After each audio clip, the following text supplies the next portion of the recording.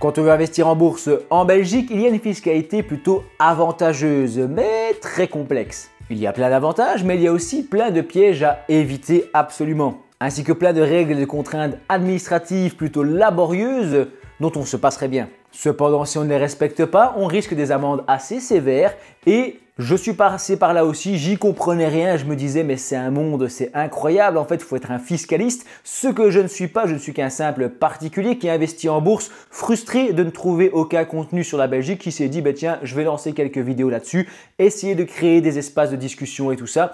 Je ne prétends pas être un expert, je ne prétends pas être un ancien banquier ou investisseur confirmé ou ancien fiscaliste avocat à succès, pas du tout, d'accord, j'ai rien à vendre comme histoire dans ce style-là. Et il n'y a aucun conseil d'investissement, aucune recommandation d'achat, de vente, de quoi que ce soit, de stratégie ou de faire quoi que ce soit. C'est important de faire vos propres recherches. Je donne des pistes, des vidéos de divertissement et des idées générales. Et j'insiste parce que dans cette vidéo, je vais te présenter le cas, un scénario de l'investisseur belge sans administratif. C'est un exploit, mais je pense avoir trouvé un petit profil de quelqu'un qui se dit « Ok, moi j'ai investi en bourse en Belgique et j'ai rien à faire, j'ai quasi rien à faire, je m'occupe de rien, ça va. » Et oui, il n'y a pas forcément une optimisation incroyable, hein, tu verras que ce n'est pas forcément optimisé, que justement il faut juste aller chercher plus loin pour réussir à optimiser soi-même ses investissements. Mais là, ça va te donner une bonne idée de comment est-ce que je peux être un investisseur en Belgique sans rien faire, sans m'occuper de rien et en même temps en m'occupant de tout, puisque c'est en investissant soi-même qu'on a le moins de frais. Si on passe via sa banque, ça fonctionne, hein, chacun fait ce qu'il veut, encore une fois, moi je ne conseille pas les gens, mais dans une banque tu vas avoir 2%, 3% de frais annuels, que la bourse aille bien ou mal, d'accord ? 3% sur un ETF que tu vas acheter toi-même, tu vas voguer autour de 0,2, 0,3%, 10 fois moins de frais. On parle de dizaines de milliers d'euros sur le long terme. C'est incroyable ce que ça peut te prendre les frais. Tu peux aussi acheter des actions, machin, enfin bref, je ne rentre pas là-dedans. Moi, je vais t'expliquer et te récapituler les grandes lignes des règles administratives et fiscales en Belgique et comment faire pour toutes les éviter. Et enfin, n'avoir rien à faire de manière assez contradictoire. Pour n'avoir rien à faire en bourse en Belgique, il faut très bien s'y connaître en bourse en Belgique. J'ai 5 étapes à te partager. Étape numéro 1, c'est la déclaration au PCC de la BNB du compte étranger. Ça veut dire que si tu ouvres un compte sur DEGIRO, Trade Republic, n'importe quel courtier que tu vas trouver intéressant en ligne, c'est un compte étranger basé en Allemagne, à Chypre, aux Pays-Bas ou n'importe où. Et dans ce cas-là, tu vas devoir le déclarer à la Belgique. C'est un petit peu de paperasse administrative. C'est pas compliqué hein, quand on l'a fait plusieurs fois, mais au début, ça fait toujours un petit peu peur. J'ai fait des tutos là-dessus, mais dans mon scénario théorique pour cette vidéo, dans cette simulation, le gars qui s'en fiche, il n'a qu'à prendre un courtier belge et il se dit j'ai un compte belge, un IBAN belge, j'ai rien à déclarer. Deuxième étape, ce sont les dividendes et les intérêts. Alors ça, c'est super compliqué parce que des dividendes belges sont taxés à 30% et la Belgique paye fait payer plutôt un précompte mobilier de 30% sur les dividendes. Donc si je touche des dividendes d'une action belge, d'une entreprise belge, ok, je paye 30% d'impôt, jusque-là ça va. Mais si c'est une action américaine ou française ou italienne par exemple, d'accord, ou allemande, qu'est-ce qui se passe? Parce que le pays d'origine, il veut sa part aussi, d'accord? Donc aux États-Unis par exemple, on va me taxer à 30% ou 15%. Et derrière, quand l'argent du dividende arrive en Belgique, il est retaxé. On appelle ça une double taxation. Et c'est très casse-pied les doubles taxations. Il y a un formulaire W8BEN pour les États-Unis, il me semble, qu'on peut remplir. Il y a d'autres formulaires pour l'Allemagne, etc. J'avais rempli ça à une époque. C'est tout un bazar, franchement, pour éviter une double taxation, qui est en fait logique puisque chaque pays réclame un peu sa part. Et si on ne veut pas s'embêter avec tout ce bazar, il suffit de ne pas toucher de dividendes ou d'intérêt. Donc c'est la deuxième étape. On va prendre par exemple un ETF capitalisant, ça veut dire un fonds coté en bourse. Donc un ETF, c'est un Exchange Traded Funds. Au lieu d'acheter une action une par une, tu vas acheter un lot d'actions. Par exemple, un ETF MSCI World va regrouper 23 pays développés et 1500 actions minimum, il y en a même plus dans certains indices monde. Et l'idée, c'est que du coup, tu te retrouves avec une grosse diversification et tu achètes plein d'actions en une seule fois.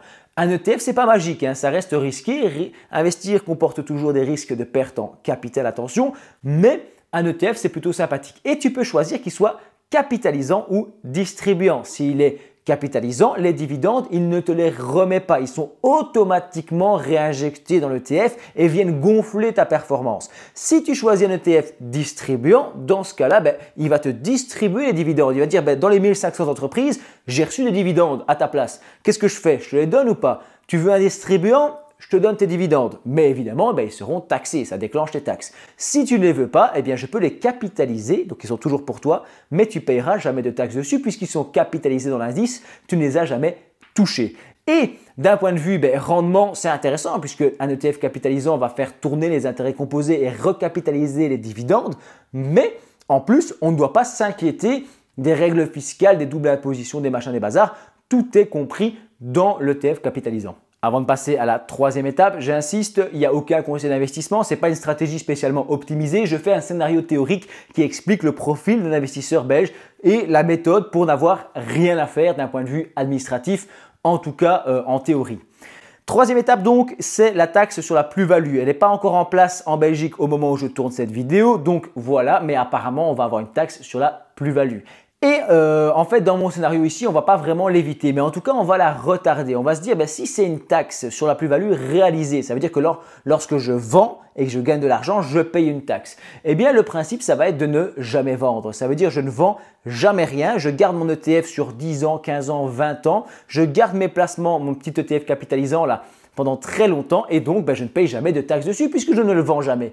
Un jour, je paierai des taxes, je verrai à ce moment-là. Mais là, tout de suite, comme je ne vends jamais, je n'ai rien à faire, rien à déclarer, pas d'administratif puisque je ne vends jamais. Attention, si jamais cette taxe, il y a très peu de chances, mais si cette taxe est sur la plus-value latente, il faudra payer chaque année. Mais comme à l'étape 1, on a pris un courtier belge, normalement, il s'occupe de ça pour nous.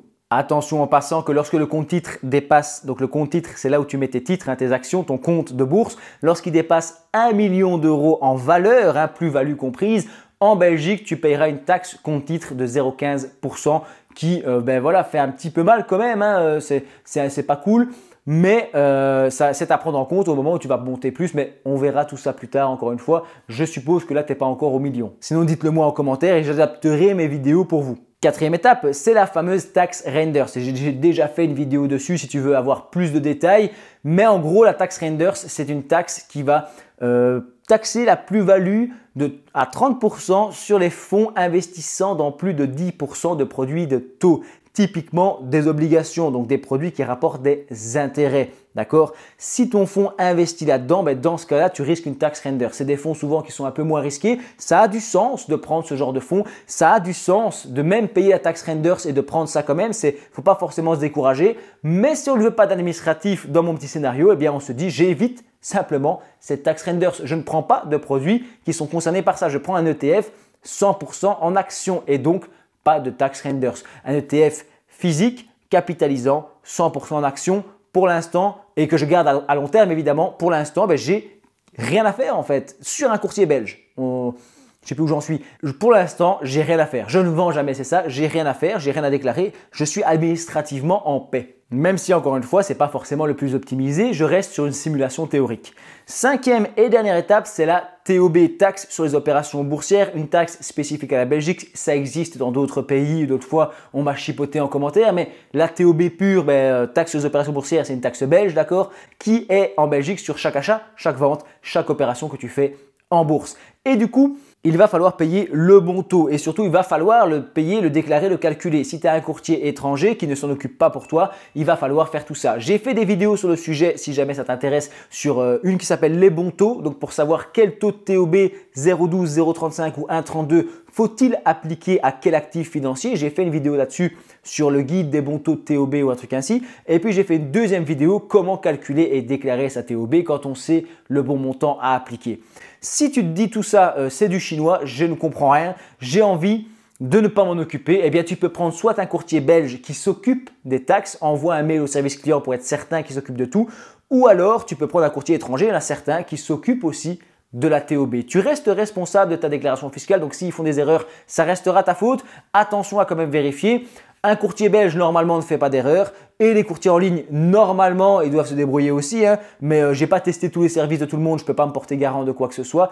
Et de toute façon, moi, je donne aucun conseil. Le seul problème sur ces courtiers qui s'occupent de la TOB, c'est que généralement, ils te font payer un peu plus de frais de courtage. Des frais au moment où tu fais un achat ou une vente, le courtier, donc la plateforme, prend une petite commission, c'est normal.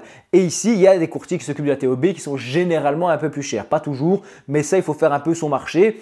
Si on n'investit pas souvent, avoir un peu plus de frais, 3-4 euros, c'est pas ça qui changera notre vie. Mais si on investit un peu plus souvent et qu'on fait un peu plus de mouvements, du coup, on s'écarte en fait de ma vidéo ici où je parle d'un investisseur vraiment hyper fainéant qui se dit j'ai envie de rien faire, de juste investir un peu mon argent sur le très long terme et de m'occuper de rien. On s'en écarte un peu. Mais bon, voilà, c'est des chipotages. Retiens que si tu fais 1-2 opérations par mois, normalement avoir un courtier qui a un peu plus de frais, perso, moi en tout cas, ça ne me dérange pas de perdre 5-10 euros par mois. C'est pas la fin du monde sur mes 300, 400, 500 euros que j'investis par mois. C'est pas grave, tu sais, c'est un coca en moins au distributeur ou c'est une pause en moins quelque part. C'est pas non plus la fin du monde. Tu peux te dire j'ai envie d'optimiser, je vais prendre un courtier moins cher. Si tu t'intéresses aux courtiers disponibles en Belgique, j'ai fait aussi une vidéo là-dessus, c'est la 3e que je te propose ou que je te conseille. C'est une vidéo qui s'appelle comparatif ultime des courtiers en bourse pour les Belges. Donc là, j'explique un peu lesquels s'occupent de quoi. Et ça te donne un peu une idée générale. Encore une fois, il faut toujours faire ses propres recherches. Et c'est parfois essentiel de s'adresser à un conseiller financier, à pourquoi pas un expert ou un fiscaliste et essayer de comprendre comment tout ça fonctionne. N'oublie pas que tu es toujours responsable de ce que tu fais avec ton argent. Mais j'espère qu'avec cette petite vidéo, tu t'es dit, tiens, en fait, si j'ai envie d'être posé, de rien faire, de m'occuper de rien pendant 20 ans, 30 ans, pourquoi ne pas opter pour ce genre de profil qui est, je le répète une dernière fois, moins optimisé, d'accord? C'est pas le plus optimisé, mais d'un point de vue administratif, c'est ce qui permet d'en avoir rien à faire. ETF physique, capitalisant, 100% action. Et sur le long terme et avec un courtier qui s'occupe de la TOB et de toutes les taxes belges, normalement, on est en paix. Je peux te dire merci d'avoir regardé ma vidéo jusqu'au bout.